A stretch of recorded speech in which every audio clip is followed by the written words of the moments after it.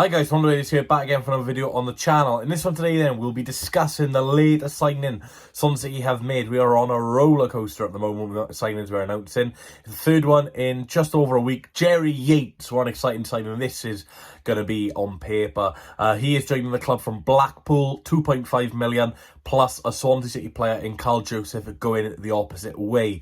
If Carl Joseph was involved in this transfer, we'd be looking upwards of 3 million for this deal, but with Carl Joseph involved, it's around about £2.5 million with potential add-ons. So yeah, Carl Joseph round about £800,000 value wise in terms of what he's done in League One. So we are making a slight profit from what we have made for him, but of course we're not actually getting any money for him. It's just part of the Yates deal. So in this video, I'll be talking about both players, Carl Joseph's time at Swansea, Yates' time at Blackpool respectively, and what both clubs can expect from both players. So we're going to start off with the latter, Carl Joseph.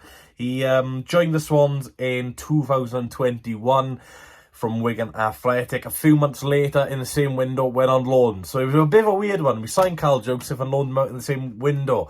And interestingly enough, the first loan he had after being a Swansea City player was under Michael Duff at Cheltenham Town. And he had a decent spell at Cheltenham Town, I've got to be honest. Under Michael Duff then, he managed 19 games there, 4 goals and 2 assists, got recalled in the January. And just didn't really get off the bench after we recalled him. So a little bit of a silly recall really, because Joseph was enjoying his spell out at Cheltenham, as it wasn't too far from Swansea, and was playing up front. The season after then joined Oxford United. As soon as they beat us in the Carabao Cup on penalties, he joined Oxford United and had a really good spell with Oxford United. Very consistent game time over at Oxford. He managed 37 appearances, 9 goals, so not too bad of a record. A goal every 4 games essentially.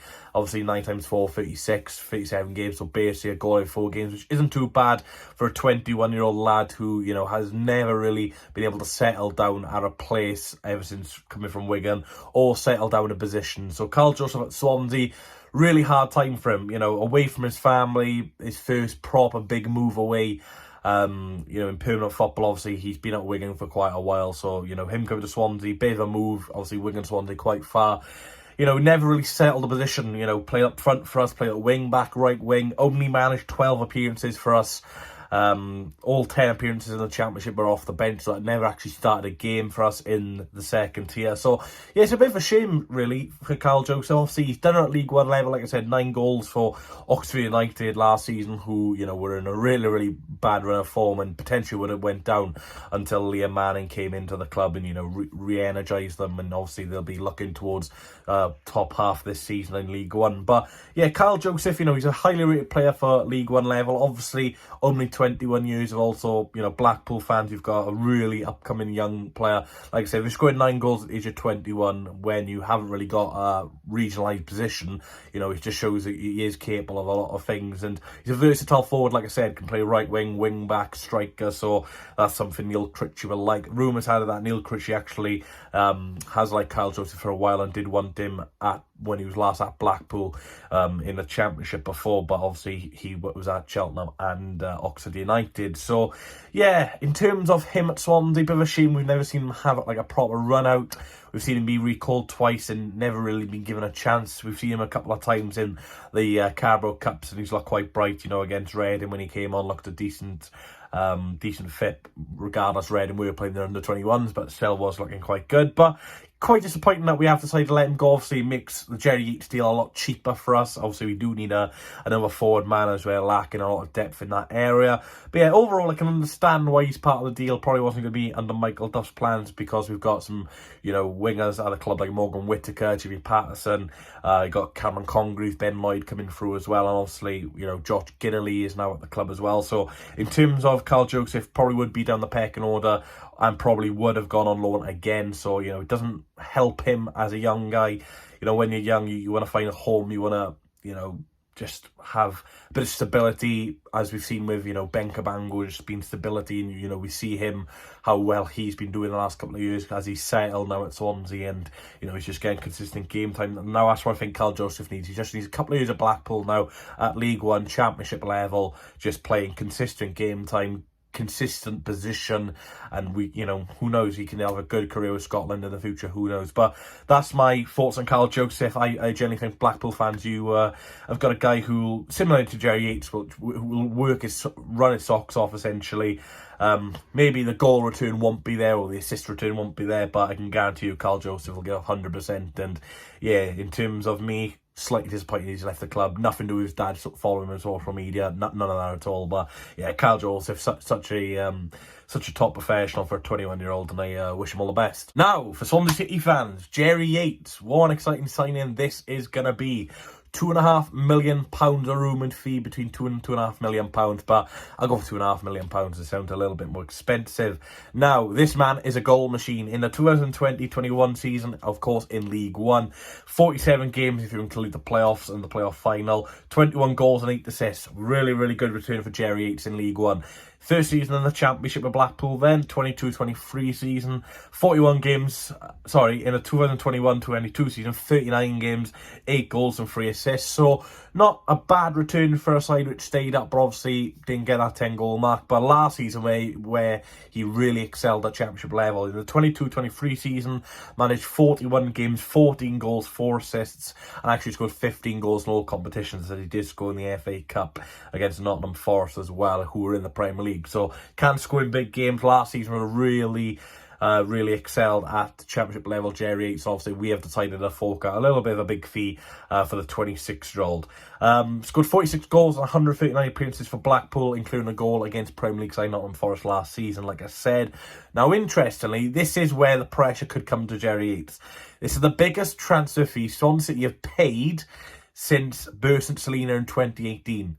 That just says a lot. These are biggest transfers since 2018, which, Swansea City always go for loans, cheap deals, free agents, stuff like that. But it's interesting to see we've actually put a bit of cash out there. Now, it's interesting, if Carl Joseph wasn't part of the deal, would this deal been a bit more expensive with Burst and Selina? Now, Selina, I think, was $3 million up front at potential $4 million in add-ons, but it was definitely at least $3 million. So, yeah, huge transfer for Swansea City. I know most Championship clubs like Southampton and Leicester are probably pissing themselves at this, thinking, how are you saying $2 million is a lot of money when there's been $10 million on Harry Winks or something like that? But for us, anyway, without parachute payments gone, it's a lot of money. Now, the big talking point with this is, it's a big fee. Now, are we spending this big fee because of the new money coming into the club from Andy Coleman, taking a new financial aspect of the club? Or is it because we're going to be selling someone, a.k.a. Joel Perreault? Now, I've had a lot of arguments on social media with a few of my friends debating if this is a Perreault replacement or not. For me, in terms of the goals, it's a Perreault replacement. Arguably, he's not as clinical in front of goal than Joel Perreault, but you could argue, if Perreault was under Mick McCarthy and Michael Appleton, would Perreault have scored 19 goals last season? I don't think so. You look at Blackpool last season, really, really negative tactics. Josh Bowler, Morgan Rogers wasn't playing at times. Obviously, Gary Medine was up there with Jerry Yates. So, but at Swansea, Jerry Yates will be given a lot of creativity. You'll have players like Ollie Cooper, Morgan Whittaker, potentially Joel Perreault, Cameron Congreve, Ben Lloyd coming through as well. Matt Grimes with the assists as well. So Jerry Yates will obviously have a lot more quality players around him. And that's no disrespect to Blackpool. Obviously, you guys went down last season. I feel like if you either kept Appleton or, replaced him sooner and not have got McCarthy, could be still talking about Blackpool as a Championship club right now. I do like Blackpool quite a lot, actually. But obviously, Jerry Yates, really, really hard worker from what I've seen. Really good pressing forward, which, of course, is what Michael Duff wants.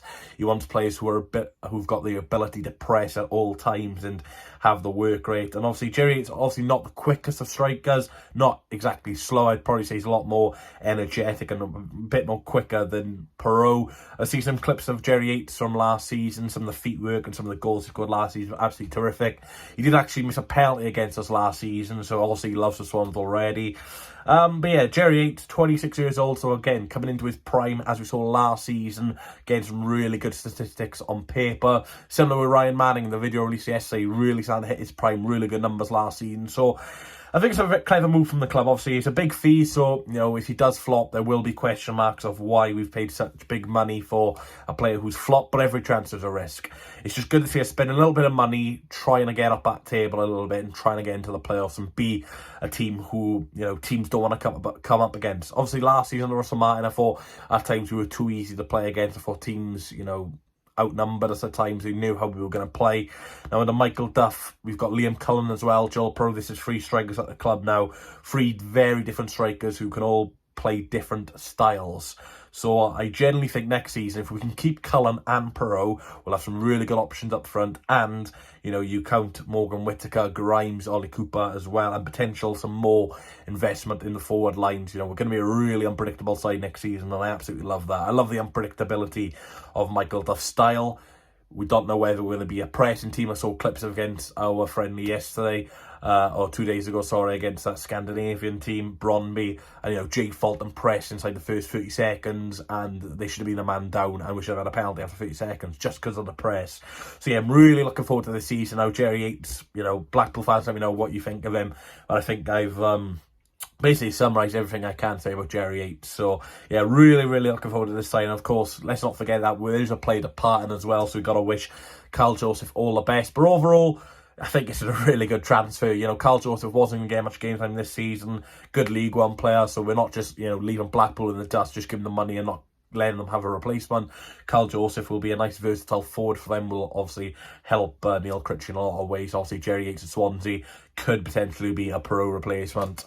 I don't want to get into that debate. People say it's an Obafemi replacement, but at the end of the day, Perot's more likely to leave, and we will have a goal scorer who scored 14 goals at this level last season, only 5 less than Perot, and Yates was in a worse team, basically. So yeah, let me know what you think of the transfer, guys. Overall, I'm absolutely buzzing with this transfer. I was literally on break at work, went on my phone, and we were saying Jerry Yates. I just also, before I end off the video, I want to say, the leaks about the club signing players now have gone a lot quiet. So it's so exciting. There was no rumours of Jerry Yates. He's having a medical. Love it.